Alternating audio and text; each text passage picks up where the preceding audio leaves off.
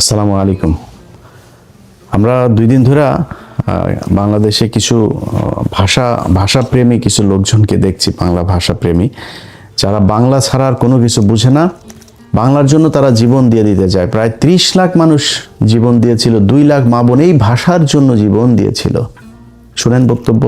1952 সালে পাকিস্তানি বাহিনীর সাথে যুদ্ধ করে তার ঊর্ধ্বকে বাংলা ভাষা চাপিয়ে দেওয়ার জন্য আন্দোলন করছে, কিন্তু বাঙালি সে দমে থাকেনি। বাঙালি সেই উর্দু ভাষার উপর তারা বাংলাকে রাষ্ট্রভাষা করার জন্য যুদ্ধ করছে। 30 লক্ষ মা বোনের রক্তের বিনিময়ে আজকে আমরা এই বাংলা ভাষা অর্জন করেছি। I feel very proud. একটা বাংলাদেশি হয়ে I feel very proud. আমরা একমাত্র দেশ যে হচ্ছে ল্যাঙ্গুয়েজের জন্য আমরা আমাদের জীবন দিয়েছি, and it's so proud. দেখেন ইতিহাসের বিকৃতি কাকে বলে। 30 লাখ মা বোনকে বাংলাদেশের পাকিস্তানি মিলিটারি রেপ করেছে, 30 লাখকে মেরেছে আর 2 লাখকে রেপ করেছে। এই যে এক গাঁজাখুরি, এই যে এক কথা বলে বাংলাদেশের সাথে পাকিস্তানের এই সম্পর্কটাকে জীবনে কোনোদিন যেন ঠিক না হইতে পারে। প্রতিটা ঘটনায় 16ই ডিসেম্বর, 26শে মার্চ, 21শে ফেব্রুয়ারি যখনই এগুলো আসে, নতুন করে এই ভাঙা ঢোল এগুলো বাজাইতে থাকে যে পাকিস্তান আমাদের এগুলো। আরে Pakistan military don't fuck you. Pakistani military খাচ্চর মাচ্চর এগুলোর করে না। পাকিস্তানের সুন্দরী মহিলা আছে। পাকিস্তানের মহিলাদেরকে আর 71-এর সময়ের অবস্থা তো আরো আমাদের জঘন্য ছিল। তো তারপরেও যদি কারোর মারে যদি লাগায় থাকে, কারোর বোনরে যদি লাগায় থাকে, তাহলে আমাদের জানায় না, আমরা দেখবো যে পাকিস্তানের বীজ কার কোথায় কোথায় আছে, এগুলো আমাদের জানা দরকার আছে। তো এগুলো নিয়ে ভাই কথা বলতে গেলে মেজাজ খারাপ হয়ে যায়, ভাষা সংলগ্ন রাখতে পারি না, সরি। বাট এগুলো দিয়ে আপনাদেরকে প্রতিদিন ছাটার মধ্যে বাস ঢোকানো হচ্ছে এই এক রাজনীতি দিয়া। এই যে এখন বলা হচ্ছে না, এই 21শে ফেব্রুয়ারিকে নিয়ে ভাষা, আরে বাবা বাংলা আমরি, বাংলা ভাষা আমার বালের ভাষা। এই বালের ভাষারে দুচেও নাই দেশের যারা আপনারে বুঝায়, তারা চোদেও নাই তারে। কেমনে জানেন? বলি আপনারে, শুনলে অনেক কষ্ট লাগবে আমার কথা। আমি সুন্দর করে কথা বলতে পারি না, এটা আমার সমস্যা। কথা যেটা বলি ওটা মাথায় রাখেন। এই যেই এমপি মন্ত্রী, যে বাঞ্চতেরা আপনার এগুলি শিখায়, এই যে ভাষা, একজন টকশোতে এক বিজ্ঞ এক মাদারি বলছে যে বাংলার সাথে এই যে ইংলিশ মিক্স আপ করে কথা বলা, এটা পুরোপুরি করতে হবে। হাসিনা একবার করেছিল। বিলবোর্ড, টেলিভিশনে নিউজ, তারপরে আদালতে, বিভিন্ন জায়গায় কোথাও ইংলিশ ব্যবহার, শুধু বাংলা থাকতে হবে। শুধু বাংলা কেন থাকতে হবে? আপনাকে সাউও মারার জন্য বাংলা থাকতে হবে। এর আগে ব্রিটিশরা যখন একবার ছিল, তখন এরকম আমাদের এখানকার কিছু আলেম টালেম ছিল, এরা করেছিল, ইংরেজি শিখলেই আপনি কাফের হয়ে যাবেন, এগুলো বলা হইতো। এগুলো বলে আমাদেরকে দমায় রাখা হয়েছে। আজকে যেই ব্যক্তিরা আপনাকে বুঝায় যে বাংলার সাথে সাথে ইংলিশ শিখতে পারবেন না, সেই রাজনীতিবিদ একজনের ছেলে মেয়ে 14 গোষ্ঠীর কেউ বাংলা মিডিয়ামে পড়াশোনাই করে না। সবাই ইংলিশ মিডিয়ামে পড়াশোনা করে, ইংলিশ ভার্সনে পড়াশোনা করে, হাই স্কুল শেষ হলে সোজা চলে যায় ইউকেতে, সোজা চলে যায় ইউএসএতে, কানাডাতে, অস্ট্রেলিয়াতে, ওয়েস্টার্ন কান্ট্রিতে। সেইখানে গিয়ে তারা পড়াশোনা করে। আর আপনারে বোকাচোদা বানায় রাখার জন্য এখানে বুঝায় শুধু বাংলা শিখিবেন, ইংলিশ শিখা যাবে না। জিন্দাবাদ এটা পাকিস্তানি শব্দ, উর্দু শব্দ, ফার্সি শব্দ। আর ওনাদেরকে বলতে হবে জয় শ্রীরাম, জয় বাংলা। Fuck you. জয় বাংলা, জয় শ্রীরাম মারাইতে আসছে না এখানে। এটা বাংলাদেশ, 95% মুসলমানের দেশ এটা বাংলাদেশ। এই দেশে জিয়াউর রহমান এই বাঙালি থেকে বাংলাদেশি বানিয়ে দিয়ে গিয়েছিল। এই দেশে জিয়াউর রহমান এই জয় শ্রীরাম আর জয় বাংলার থেকে জিন্দাবাদ বানিয়ে দিয়ে গিয়েছিল। বাংলাদেশ জিন্দাবাদ। আমরা পাকিস্তান জিন্দাবাদ থেকে বেরিয়ে এসেছি, কিন্তু আমরা পাকিস্তানের সাথে, আমরা পাকিস্তানও মুসলমান, আমরাও মুসলমান। তাদের জিন্দাবাদ, আমাদেরও জিন্দাবাদ। দেশ আলাদা হইতে পারে না, আমার ধর্ম আলাদা হয়ে যায়নি। পাকিস্তানের মুসলমানরা আমাদেরকে কতটুকু মহব্বত করে, কতটুকু ভালোবাসে, ইউটিউবে যায়েন। বাংলাদেশের অনেক ব্লগার দেখলাম পাকিস্তানে গিয়েছে গেল 1 বছরে। তাদের ভিডিওগুলো দেখেন। পাকিস্তানের একটা মানুষ যখন শুনে আপনি বাংলাদেশ থেকে গিয়েছেন, জড়ায় ধরে, খাবারের বিল নেয় না, গাড়ির বিল নেয় না। ওইখানে যে পাঠাও, উবারের মতো আপনার রাইড শেয়ার মোটরসাইকেল আছে, মোটরসাইকেলে শুনছে যে সে বাংলাদেশ থেকে গিয়েছেন, ভাড়া নেয় নাই। দেখেন ইউটিউবে। আর সেই পাকিস্তানের মানুষের সাথে আমাদের দ্বন্দ্ব বাঁধিয়ে রাখা হয়েছে। আজকে বাংলাদেশে যদি ইন্ডিয়ার সাথে যুদ্ধ বাঁধে, সবার আগে এই পাকিস্তান আপনার পাশে এসে দাঁড়াবে। ভাই ভুলা যান পাকিস্তান কি করবে না করবে, পাকিস্তানের সাথে আমার কি সম্পর্ক, সব ভুলা যান, আমার দরকার নেই। কিন্তু আপনি পাকিস্তানের সাথে এই সম্পর্কের এই যে কৃত্রিমভাবে তৈরি করে এটার মাধ্যমে যখন আপনি ভারতের সাথে সম্পর্ক ভালো করার জন্য চেষ্টা চালাবেন, তখন আপনার এই দেশকে সারা জীবন আপনার মৃত্যু পর্যন্ত এটাই গোলামী রাজ্য হিসাবে আপনি করে। আজকে আজাদি শুনলেও তাদের কষ্ট লাগে। আর ওটা আজাদি মানেটা কি? আমি আজাদি চাবো না, আজাদি শব্দটা শুনে তাদের কষ্ট হইতেছে।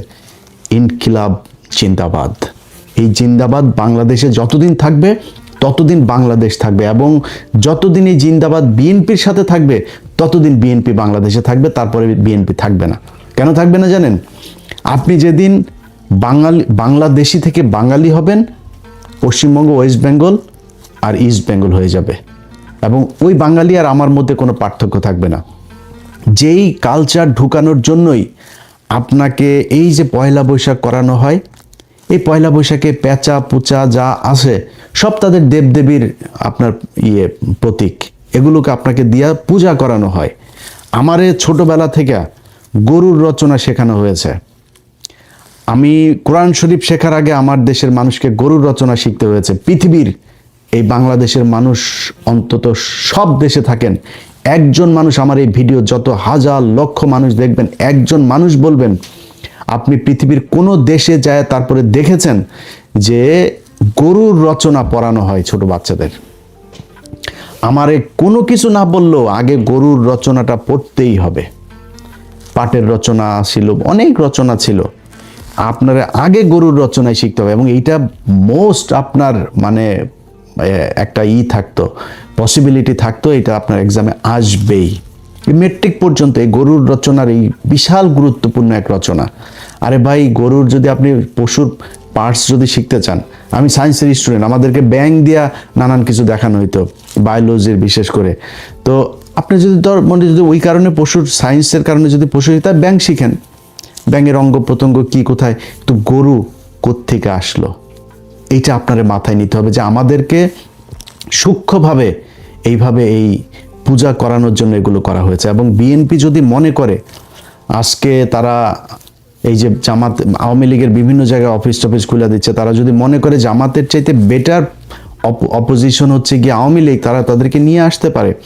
এবং এইভাবেই যদি বিএনপি নিজেদেরকে বাংলাদেশি থেকে বাঙালি, জিন্দাবাদ থেকে জয় বাংলায় নিয়ে যাইতে চায়, তাইলে বাংলাদেশে বিএনপি বলে কোনো দল দরকার হবে না। মানে একই জায়গার মধ্যে আপনি দুইটা একই same product, same quality, same দাম, দুইটা দোকান যদি থাকে, তো কেউ দুই দোকানে যাবে নাকি? একটাতেই যাবে। আমার একটা আছে, ওইটাতে যাওয়া দরকার, নতুন আরেকটা দোকান দরকার কি?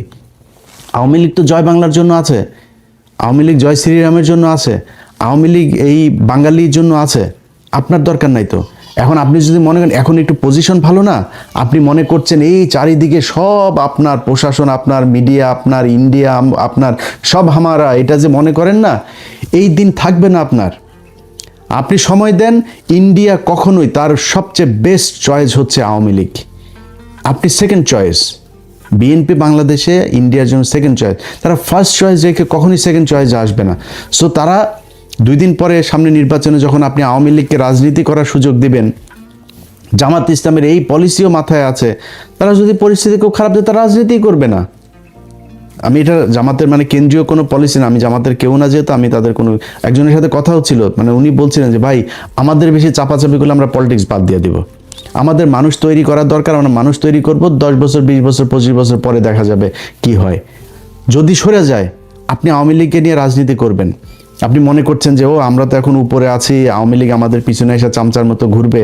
শোনেন ভাই, সরাসরি একটা কথা বলি, একটা এলাকায় 2 শ্রেণীর বাটপার আছে, একটা দুর্নীতিবাজ বাটপার, এই চোর সেচ্চোর আছে দুইটা, একটা আওয়ামী লীগের আর একটা বিএনপির চোর সেচ্চোর বাটপার এগুলো সব এদের মানে দুর্নীতি করে, এই চুরি করেই তাদের চলার ইচ্ছা, এই জন্যই তারা রাজনীতি করে, রাগ ঢাক রাখার কিছু নাই। কিন্তু তাদের টার্গেটটা হলো কি, তারা খুব ভদ্রভাবে থাকে, একটু ভদ্র কিসিমের, অসহায় কিসিমের এই চোর বাটপারগুলি হলো বিএনপি করে।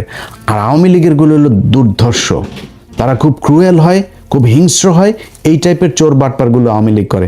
আপনি তারে প্যারালালি চলতে দিবেন আর আপনার পিছনে সে চলবে, এই ক্ষমতা আপনারও নাই, এই মিডিয়াও সেদিন থাকবে না আপনার পক্ষে, এই ইন্ডিয়াও থাকবে না, প্রশাসনও থাকবে না। সো খুব কেয়ারফুলি আপনাকে আওয়ামী লীগকে হ্যান্ডেল করতে হবে। এখন এই কারণে বললাম যে যেদিন বিএনপি জিন্দাবাদ থেকে বের হয়ে যাইতে চাবে, যেদিন বাঙালি হয়ে যেতে চাবে, সেদিন বাংলাদেশে বিএনপির আর দরকার হবে না। ওই দিন মানুষ আওয়ামী লীগই বেটার হবে। এবং আওয়ামী লীগ সেটা কেমনে করতে হয় এটা খুব ভালো করে জানে, পোড়ায়া জ্বালায়া কি করা লাগে সব কিছু জানে তারা। সো ভাই, যেই জন্য এত কিছু বললাম, যে এই যে ৭১-এর ভাষা আন্দোলন আর এই যে ৭১-এর মুক্তিযুদ্ধ আর ২১-এর ভাষা আন্দোলন, এগুলো আপনার মাথার মধ্যে এত মিথ্যা, এত ইতিহাস বিকৃত করে আপনাকে ঢুকানো হয়েছে। এটা ঢুকায়ে পাকিস্তানের সাথে বিরোধ তৈরি করা আর ভারতের সাথে বন্ধুত্ব তৈরি করে তারপর আপনাকে সেটা মারার জন্য এগুলো করা হয়। অতএব এই যে এখন নতুন সরকার এসে, হাফিজ ভাই একজন মুক্তিযোদ্ধা, হাফিজ ভাইয়ের কাছে অনুরোধ থাকবে, আমরা জানতে চাই যে কতজন মানুষ আসলে পাকিস্তান আমলে এই সেই যুদ্ধের সময় রেপ হয়েছিল, কতজন মারা গিয়েছিল, কতজন মুক্তিযোদ্ধা ছিল, কতজন রাজাকার ছিল, রাজাকার কারা ছিল, 14ই ডিসেম্বর কারা এই মানুষগুলোকে মেরেছে, বাংলাদেশ স্বাধীন হওয়ার পরে 30শে জানুয়ারি 1972 জহির রায়হানকে কারা গুম করেছিল, এগুলো আমরা জানতে চাই। এটা জানলে বুঝে যাবেন যে এই বাংলাদেশের সাথে পাকিস্তানের সাথে পূর্ব পাকিস্তান আর পশ্চিম পাকিস্তান দুইটার সাথে এই গ্যাঞ্জাম বাঁধানোর জন্য ভারত কি কি চাল চেলেছিল খুব ভালো করে। আর এই যে আপনার মানুষজন ইতিহাস এগুলো বলে না যায় না শুই না, ভাই আপনার কাছে অনুরোধ, একটু শুই নেন, নিজেরা প্রশ্ন করেন যে যদি অনেকে বলে যে 30,000 মানুষ বা 3 লাখ মানুষ মারা গিয়েছিল, ভাই 3 লাখ মানুষ যদি মারা যায় থাকে, তারপরে আপনার গ্রামে অন্তত 5 জন মানুষ মারা যাওয়ার কথা। আপনি আমার দেন তো 3 লাখ মানুষ কোথায় পাকিস্তানিরা মেরেছে, কোন বাংলাদেশিকে পাকিস্তানের, কোন মুসলমানকে পাকিস্তানি মিলিটারি মেরেছে, একটাও দেখাইতে পারবেন না।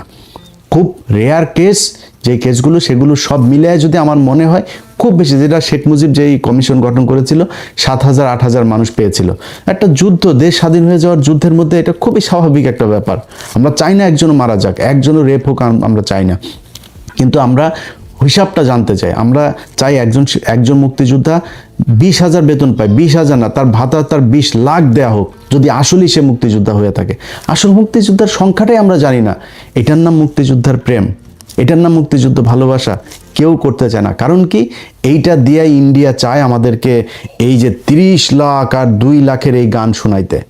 আমরা এই গান আর শুনতে চাই না। ভাই, পাকিস্তানের সাথে বাংলাদেশ জীবনে এক হবে না, এক হওয়ার দরকারও নাই। বাট পাকিস্তান আমার মুসলমান ভাই, পাকিস্তানের সাথে আমার সম্পর্ক ভালো রাখা উচিত।